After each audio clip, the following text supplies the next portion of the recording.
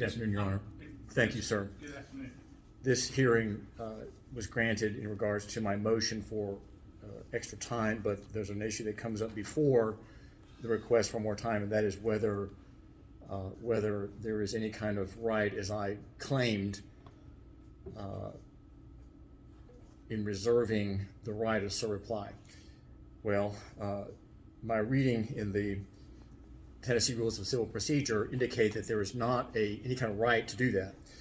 That it is a surreply is a matter of the court's discretion. As you recall, you had asked me to analyze the UAPA standards of review in 8 pages. Mr. Barca, hello sir, did likewise, and there is on my part an interest to respond to one particular part of his brief. So a surreply is, I would say, proper, but it's optional that the court would grant it, and I think it has to be by request. So I maybe overshot in saying I reserve the right when I should have said I request the court's permission afterwards to surreply to Mr. Barca. Again, it's entirely a matter of the court's discretion and permission. However, in his 8-page analysis on the first 2 pages, the commissioner, David Guano in this case, whom I'm suing to end his program of universal mandatory insurance, develops the theory that UAPA 45322, which has the standards of review, constrains and emasculates the court. My complaint filed in July of 2025 intends to empower the court and to render justice using the 5 standards in section 322, specifically that's section H again. Those 5 standards signal to the court that its eyes must be wide open to all that's happening in the case that I'm presenting to the court by my petition, and also all that is part of the record in the 2 years that I was in the Department of Revenue. Section H, again, signals that the court must not squint, but be wide open. And this I know we're not here to get into any of the merits of the position argued by the commissioner, but he is saying essentially that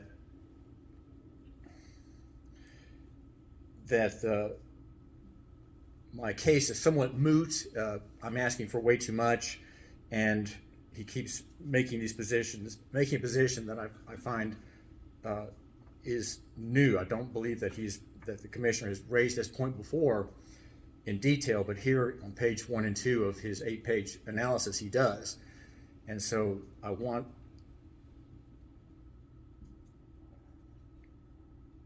request that first of all, that you grant permission for me to answer. I can do it in 4 pages or less. And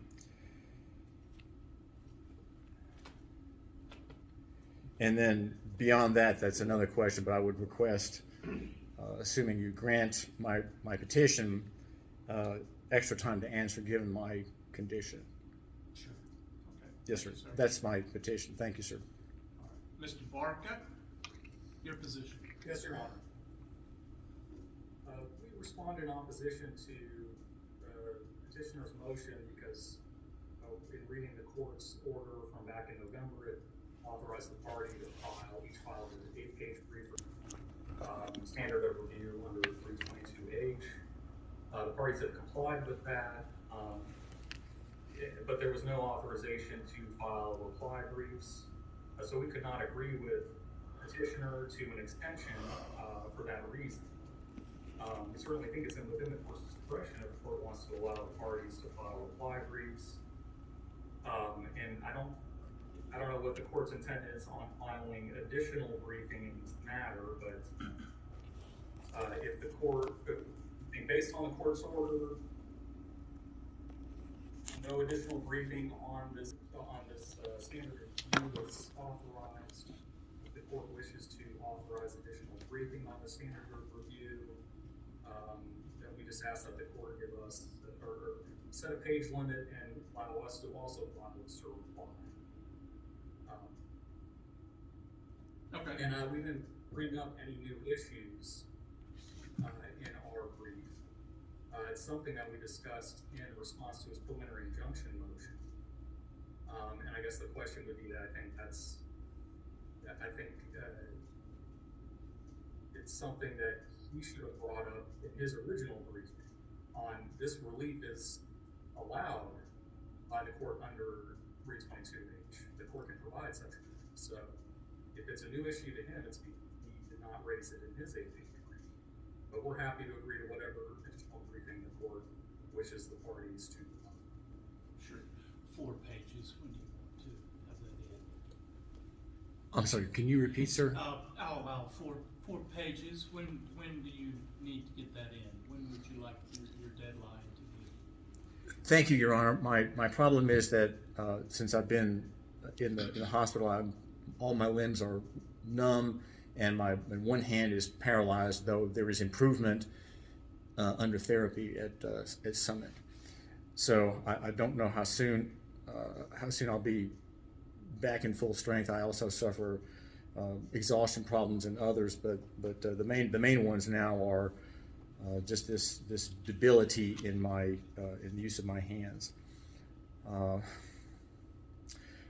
In my motion for the so-called right to certify, which we know is a grant and a privilege, I suggested 45 days. I don't know that I would need that long from now, sir. If I had 30 days to answer, that would account for improvement and the time to apply myself to Westlaw in my brief. Okay, 4 pages within 30 days. And Mr. Barkey, you can submit 4 pages within 15 days after Mr. Tullis' submission. 4 pages within 15 days after Yes, his sir. filing. Yes, Your Honor. All right. Mr. Tullis, will you prepare an order on